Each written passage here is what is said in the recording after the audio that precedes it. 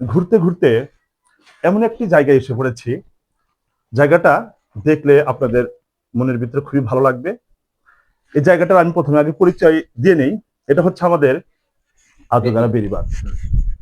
এই বেড়িবাঁধটাতে বিকালেও যেমনটা ভালো লাগে, আবার দুপুর বেলায় হোক সকাল বেলায় হোক, সব সময় প্রশান্তির ছোঁয়াটা মনের ভিতরে সুন্দর করে দিয়ে দিবে।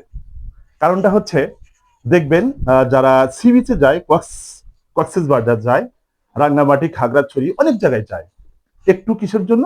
আনন্দের জন্য, বিনোদনের জন্য, মনটাকে একটু পরিবর্তন করার জন্য।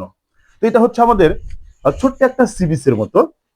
আমরা যারা মানে অনেক দূর দূরান্তে কাজের ব্যস্ততার কারণেই হোক, টাকার কারণেই হোক, আরো বিভিন্ন পারিপার্শ্বিকতা থাকতে পারে, যাইতে পারে না, অনেক দূরে যাইতে পারে না, তাদেরকে আমি একটু আহ্বান, একটু অনুরোধ করব যে আমাদের এই আজুগারা বিরিবাদে এসে একটু সি বিচের স্বাদটা মনের ভিতরে নিয়ে নেবেন।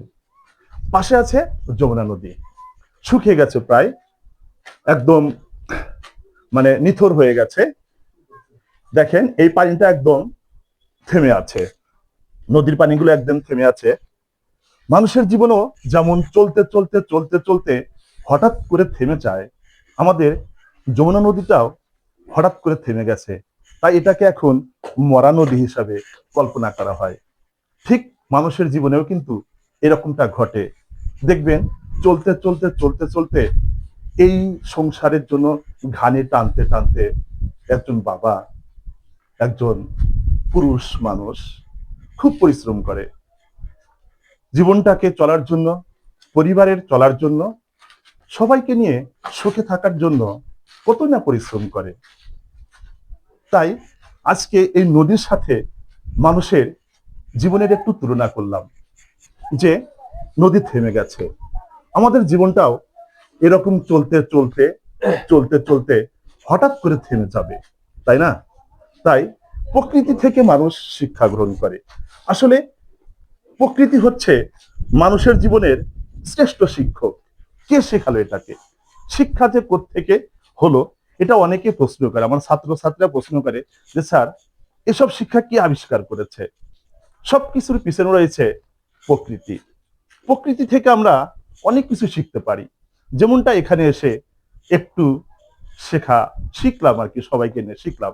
এখানে আমাদের আসলে এই এই মুখগুলা দেখতেছি, এগুলো পরিচিত মুখ আমাদের, যে এনাদের আসার পরই দেখতেছি যে আমাদের মাসুদ ভাই, হ্যাঁ, তারপরে এই ফেসবুক আইডি আছে পাওয়ার মাসুদ, আসলে পাওয়ার মাসুদ উরুফে মুলায়েম এরকম নাম।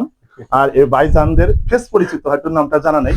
যাই হোক, খুবই সুন্দর। এরা আসার পর বলতেছে যে আমাদের সাথে একটু খাওয়া দাওয়া, এটা দেখে আরো খুব বিস্মিত হয়েছি যে না, আমাদের এই বেতিল আজুগারা এখানে যে আপ্যায়নের সিস্টেমটা আছে তা কিন্তু এখনো চালু আছে। আশা রাখি এটা কিয়ামত পর্যন্ত অব্যাহত থাকবে। ঠিক আছে? এই যে মানুষের চলাফেরা, মানুষের একসাথে জমায়েত হওয়া, আর পাশেই যমুনা নদী, সবকিছু মিলে কিন্তু প্রকৃতি, আমরা একটা প্রকৃতির একটা অংশ, পার্ট এন্ড পার্সেল। এই হচ্ছে শিক্ষা। মানুষ শিক্ষা কোত্থেকে নেয় এখন তো বুঝতে পারছি যে আসলেই নেচার হচ্ছে আমাদের শিক্ষার মেইন পয়েন্ট। সবাইকে ধন্যবাদ। যদি ভালো লেগে থাকে ভিডিওটি, অবশ্যই শেয়ার করবেন, লাইক করবেন, আর যারা নতুন বন্ধুরা আছে অবশ্যই একটু ফলো দিয়ে পাশে থাকবেন। আল্লাহ হাফেজ।